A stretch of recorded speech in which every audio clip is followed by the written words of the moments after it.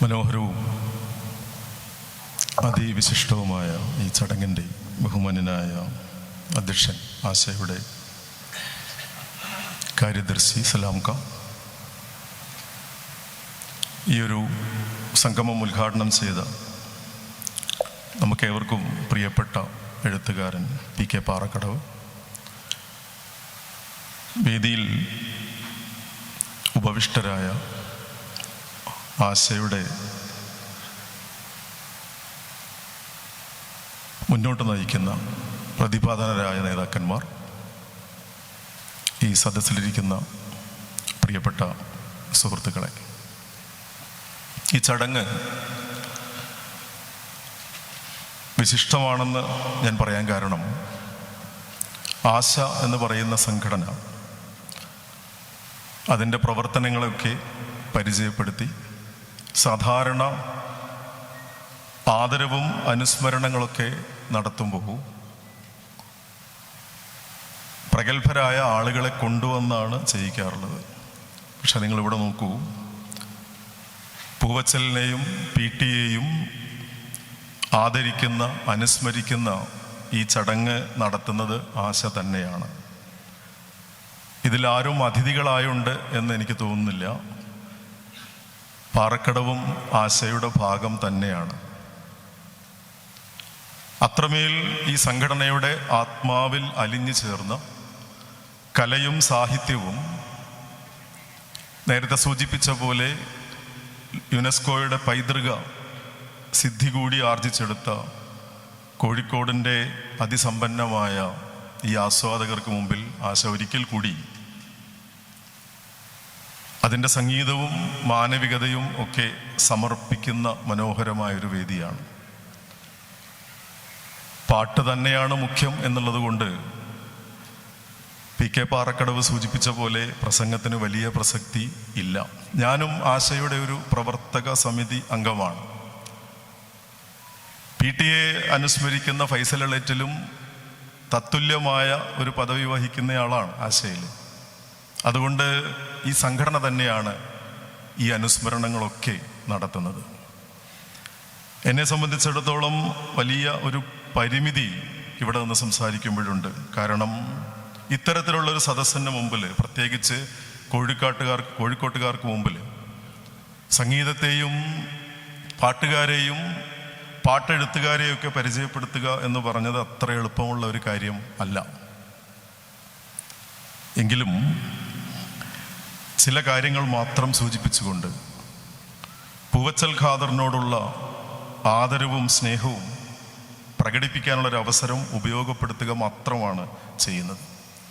അതിലൊരു പരിമിതി കൂടി എനിക്കുണ്ട്. കാരണം അദ്ദേഹത്തെ പൂവച്ചൽ ഖാദർ എന്ന് വിളിക്കുന്നതിനേക്കാൾ നല്ലത് കോഴിക്കോട് പൂവച്ചൽ ഖാദർ എന്ന് വിളിക്കുന്നതായിരിക്കും എന്നെൻ്റെ മനസ്സ് പറയുന്നു. കാരണം പൂവച്ചലിലെ ഖാദർക്ക യഥാർത്ഥത്തിൽ കോഴിക്കോട്ടുകാരനായിരുന്നു.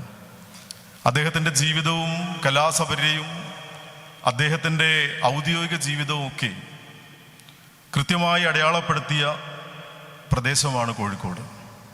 അന്ന് അദ്ദേഹത്തിൻ്റെ സന്തത സഹചാരിയായിരുന്ന നമുക്ക് ഏറ്റവും പ്രിയപ്പെട്ട കാനേഷ് പൂനൂര് ഈ വേദിയിലിരിക്കുന്നുണ്ട്. അപ്പം അദ്ദേഹം അവിടെ ഇരിക്കുമ്പോൾ അദ്ദേഹം അത് കണ്ടനുഭവിച്ച ആളാണ്.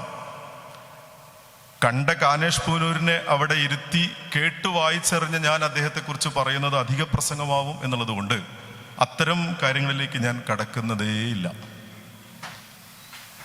1-2 കാര്യങ്ങൾ മാത്രം സൂചിപ്പിച്ചുകൊണ്ട് ഞാൻ ഇവിടെ വാങ്ങാം.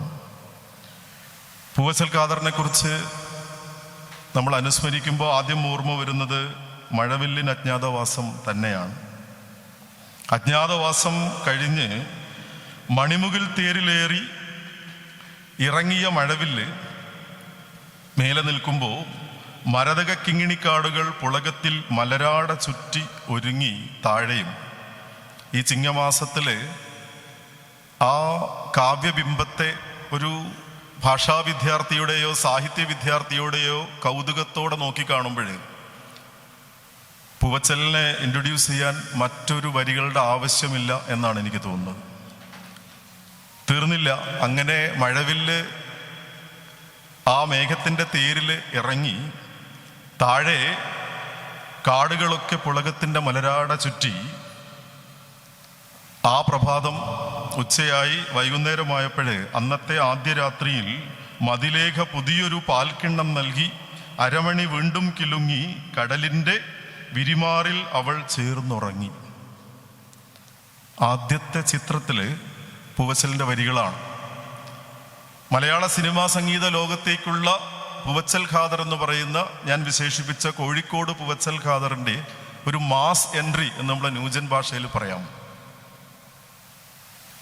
അതിൽ അങ്ങ് ആകാശവും താഴെ ഭൂമിയും കടലും പുഴയും, പുഴയുടെ കല്യാണമാണ്. എത്ര മനോഹരമായിട്ടാണ്. പാട്ടെഴുത്തുകാരൻ എന്ന് വിളിക്കാമോ എന്നെനിക്കറിയില്ല. ഒരു വേള കവികളിലെ പാട്ടുകാരനെന്നോ അല്ലെങ്കിൽ പാട്ടെഴുത്തുകാരനിലെ കവി എന്നോ വിശേഷിപ്പിക്കാവുന്ന പൂവച്ചലിൻ്റെ നമ്മൾ അറിയപ്പെടുന്ന ആദ്യത്തെ രചനയാണ്. ഇവിടെ ഇങ്ങനെയൊക്കെ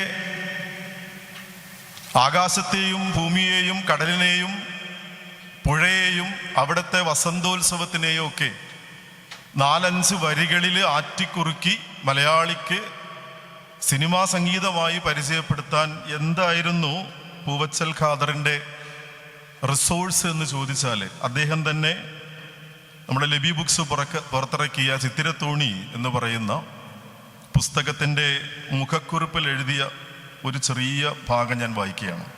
കല്ലായിപ്പുഴയിൽ മൈലാഞ്ചി ചാലിച്ച സായാഹ്നങ്ങളുടെ ചാരുതയും മിഠായി തെരുവിൻ്റെ മധുരിമയും ഗസലിൻ്റെ ഖവാലിയുടെ ഖെസ്സിൻ്റെ ഒപ്പനയുടെ ശ്രുതിഭേദങ്ങളും മടങ്ങിപ്പോകാൻ കഴിയാതെ വാഗ്ദാനം പാലിച്ചു മരുവുന്ന മംഗലദേവതയുടെ നീലാഭാംഗവും കലാസംസ്കൃതിയുടെ സമൃദ്ധിയും 18 കവികളുടെ കാവ്യമുദ്രകളും ആഴിവീചികളുടെ ശ്യാമസംഗീതവും നൽകിയ നവ്യാനുഭൂതിയിൽ പുഷ്കലമായ ഒരു മനസ്സുമായിട്ടാണ് ഞാൻ ആദ്യത്തെ മദിരാശി യാത്ര 1972 നടത്തിയത് എന്ന് അദ്ദേഹം 2 പാരഗ്രാഫിൽ ഒതുക്കിയ മുഖക്കുറിപ്പിൽ കുറിച്ചിട്ടുണ്ട്. ഇതിങ്ങനെ വായിച്ചു നോക്കിയാൽ ഇത് മുഴുവൻ കോഴിക്കോടാണ്. കല്ലായിപ്പുഴയിൽ മൈലാഞ്ചി ചാലിച്ച സായാഹ്നം, ഗസലും നേരത്തെ സൂചിപ്പിച്ച പാട്ടുകളുമൊക്കെ. ഇങ്ങനെയുള്ള നിറഞ്ഞ ഒരു മനസ്സുമായിട്ട് മദ്രാസിയിലേക്ക് വണ്ടി കയറിയ പൂവച്ചൽ ഖാദർ എന്ന് പറയുന്ന കവിക്ക് ഇങ്ങനെയൊക്കെ എഴുതാതിരിക്കാൻ കഴിയും എന്നാണ് ഞാൻ ഓർത്തത്. ഇതാണ് കോഴിക്കോട് പൂവച്ചൽ ഖാദർ എന്ന് വിശേഷിപ്പിക്കാൻ എന്നെ പ്രേരിപ്പിച്ചത്.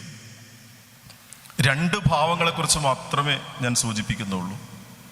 ഒന്ന് പ്രണയം തന്നെയാണ്, പ്രണയത്തിൻ്റെ വ്യത്യസ്ത ഭാവങ്ങൾ. മറ്റൊന്ന് ഭക്തിയാണ് ഞാൻ ദർശിച്ചത് പൂവച്ചലിൻ്റെ പാട്ടുകളിൽ. കായലിൻ്റെ പ്രഭാതഗീതങ്ങൾ കേൾക്കുന്ന തുഷാരമേഘങ്ങൾ, അത് മേലെയാണ്. മൈനകൾ പദങ്ങൾ പാടുന്നു, അതിനനുസരിച്ച് കൈതകൾ വിലാസമാടുന്നു. വളരെ പ്രസിദ്ധമായ പാട്ടാണ്. അനുരാഗിണി ഇതാ എൻ കരളിൽ വിരിഞ്ഞ പൂക്കൾ, ഒരു രാഗമാലയായി ഇത് നിന്റെ ജീവനിൽ അണിയൂ അഭിലാഷ പൂർണിമി. ശരിക്കും പറഞ്ഞാല് പിന്നെ ഒന്നും പറയാനില്ല. പ്രണയവും ജീവിതവും സ്നേഹവും വിരഹവും പ്രകൃതിയും എല്ലാം ഒന്നിച്ച് അത്രമേൽ കൃത്യമായി വളരെ സിസ്റ്റമാറ്റിക് ആയിട്ട് കടഞ്ഞെടുത്ത് വെച്ചിരിക്കുകയാണ്. ഇനി എന്തെങ്കിലും അതിലേക്ക് കൂട്ടിച്ചേർക്കാനുണ്ടോ, അതിൽ എന്തെങ്കിലും ഒഴിവാക്കാനുണ്ടോ എന്ന് ചോദിച്ചാൽ ഒന്നുമില്ല.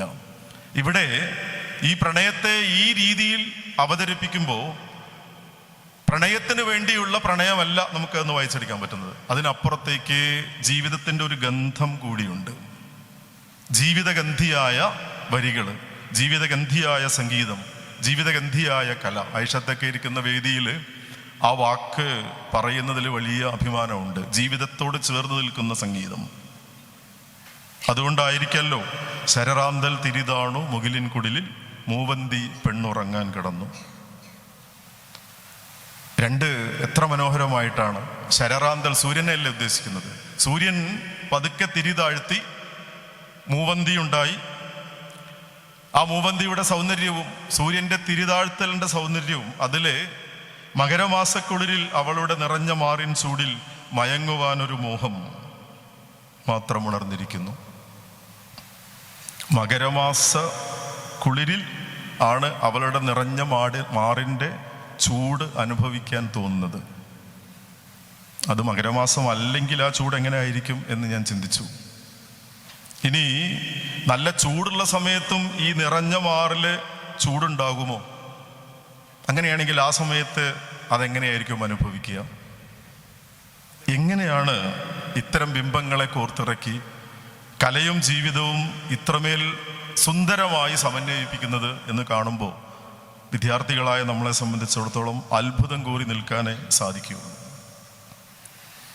അതുകൊണ്ട് ഇത് ഇത്രയും മതി ഇതേക്കുറിച്ച് പറയുമ്പോൾ. ഇതിങ്ങനെ പറഞ്ഞു പോയാൽ നിങ്ങളുടെ ചിന്തകളും പറയുന്ന ആളുകൾക്കൊക്കെ ധാരാളം പറയാനുണ്ടാവും. ഞാൻ അതിലേക്കൊന്നും പോകുന്നില്ല. പ്രണയത്തിൻ്റെ ഏറ്റവും നല്ല ഭാഗം ഭക്തിയിലേക്ക് പോയി കഴിഞ്ഞാൽ ഇതേപോലെ തന്നെ ഏറ്റവും പ്രസിദ്ധമായ സുബഹി ബാങ്കിൽ ഉണർന്നിട്ട് ഉളൂവുള്ള മനസ്സാലെ സുജൂദിൽ നിന്നുയരുന്നു ഇസ്ലാം നാട്, മനിതർ തഴമ്പുള്ള വിരിനെറ്റി തടവിക്കൊണ്ടേ. നമ്മൾ കേട്ട പാട്ടാണ്. നമ്മുടെ പ്രഭാതം എങ്ങനെയായിരുന്നു? ആളുകൾ എങ്ങനെയായിരുന്നു?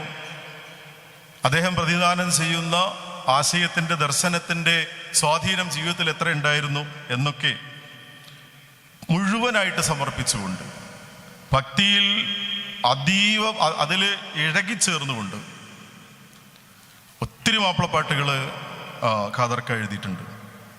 എല്ലാ സ്തുതിയും നിനക്കുള്ളതല്ലോ, എല്ലാ മൊഴിയും നിന്നിൽ നിന്നല്ലോ, സൃഷ്ടികൾക്കൊക്കെയും താത, ലോകങ്ങൾക്കൊക്കെയും നാഥ, ആലമ്പടച്ചൊരു റബ്ബേ.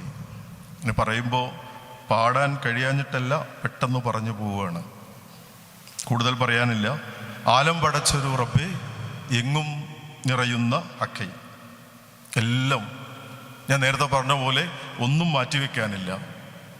എല്ലാം സൃഷ്ടാവിൽ സമർപ്പിച്ചുകൊണ്ടുള്ള ഭക്തി, എല്ലാം ജീവിതത്തിൽ അർപ്പിച്ചുകൊണ്ടുള്ള പ്രണയം. ഇങ്ങനെ കവിതയെയോ പാട്ടിനെയോ മനുഷ്യ ജീവിതവുമായി ബന്ധിപ്പിച്ച മഹാനായ ഒരു എഴുത്തുകാരൻ, കവി, കോഴിക്കോടിൻ്റെ സ്പന്ദനങ്ങളൊക്കെ അറിഞ്ഞ ഒരു കവി. ആ കവിയെയാണ് നമ്മൾ ആദരിക്കുന്നത്. അദ്ദേഹത്തിൻ്റെ ജീവിതത്തെക്കുറിച്ച് കൂടുതലായി കാനേഷ് പൂനൂർ നിങ്ങളോട് സംസാരിക്കും. എനിക്കും മൂളണമെന്നോ പാടണമെന്നോ ഒക്കെ മനസ്സിൽ ആഗ്രഹമുണ്ട്. പക്ഷേ ഞാൻ നേരത്തെ സൂചിപ്പിച്ച പോലെ ഈ സദസ്സിൻ്റെ ഗാംഭീര്യവും നിങ്ങൾ ഈ ശ്രദ്ധിച്ചിരിക്കുന്നതൊക്കെ കാണുമ്പോൾ വാക്കുകൾ പിഴക്കുമോ, ഉപമകൾ ശരിയല്ലാത്ത രീതിയിലാകിപ്പോയുമോ എന്ന ഭയം എനിക്കുണ്ട്. ഞാൻ അവസാനിപ്പിക്കുന്നത് ഇങ്ങനെയാണ്. ശ്രീകുമാരൻ തമ്പി സാറ് ചിത്രത്തോണി എന്ന് പറയുന്ന പുസ്തകത്തിൽ തന്നെ അദ്ദേഹത്തെക്കുറിച്ച് എഴുതിയ ഒരു വാക്ക്, അവതാരികൾ എഴുതിയത് ഇങ്ങനെയാണ്: ഒരു നല്ല കലാകാരൻ നല്ല മനുഷ്യൻ കൂടി ആവുക എന്നത് ഈ ഭൂമിയിൽ അപൂർവമായി മാത്രം സംഭവിക്കുന്ന കാര്യമാണ് എന്നാണ്. സമകാലിക സിനിമാ മേഖലയിലെ ചർച്ചകളും തർക്കങ്ങളും റിപ്പോർട്ടുകളും ഒക്കെ വെച്ച് പരിശോധിക്കുമ്പോൾ ഈ ഒരു ശ്രീകുമാരൻ തമ്പി സാറിൻ്റെ നിരീക്ഷണത്തിന് വലിയ പ്രസക്തിയുണ്ട് എന്ന് ഞാൻ മനസ്സിലാക്കുന്നു. ജീവിതത്തിലെ നേരും നെറിയും കലയുടെ കൂടെ കൊണ്ടു നടന്ന് കലയ്ക്ക് വേണ്ടിയോ ക്ഷണികമായ ആഹ്ലാദത്തിന് വേണ്ടിയോ അല്ല, മറിച്ച് കല ജീവിതത്തിന് വേണ്ടിയാണ്, ജീവിതം തന്നെയാണ് കല എന്ന് മലയാളിയെ ബോധ്യപ്പെടുത്തിയ എഴുത്തുകാരനായിരുന്നു പൂവച്ചൽ. അദ്ദേഹത്തിൻ്റെ പാട്ടുകളിൽ ഏറ്റവും നന്നായി കണ്ട ഒരു വാക്ക് മൗനം എന്നുള്ളതായിരുന്നു. ഒരു സങ്കടം മാത്രം അദ്ദേഹത്തെ അല്പം വായിച്ചപ്പോൾ എനിക്ക് തോന്നി, ഇദ്ദേഹത്തിൻ്റെ ഈ പ്രതിഭയൊക്കെ കണ്ട് മൗനികളായിട്ടാണോ നമ്മുടെ കാണേണ്ടവരൊക്കെ ഇരുന്നത്? കാര്യം വലിയ പുരസ്കാരങ്ങളൊന്നും വേണ്ട രീതിയിൽ അദ്ദേഹത്തെ തേടി എത്തിയിട്ടില്ല. അതുകൊണ്ട് തന്നെ അദ്ദേഹത്തിൻ്റെ പ്രതിഭാവിലാസം കണ്ട് മൗനമായിട്ടിരുന്ന ആളുകൾക്ക് മുമ്പിൽ മൗനത്തെ വഴിഞ്ഞൊഴുക്കിയ പ്രതിഭാധനരായ എഴുത്തുകാരന് ആശ എന്ന് പറയുന്ന സംഘടന അതിൻ്റെ മൗനം വെടിഞ്ഞ് കേരളത്തിൻ്റെ സാഹിത്യ നഗരിയിൽ ഏറ്റവും ശ്രേഷ്ഠമായൊരു സദസ്സിന് മുമ്പിൽ വെച്ച് ഈ മഹാപ്രതിഭയെ ഇവിടെ അനുസ്മരിക്കുന്നു. ഇതിനവസരം തന്ന ഒരുക്കിയ നിങ്ങൾക്ക് നന്ദി രേഖപ്പെടുത്തിക്കൊണ്ട് ഞാൻ നിർത്തുന്നു.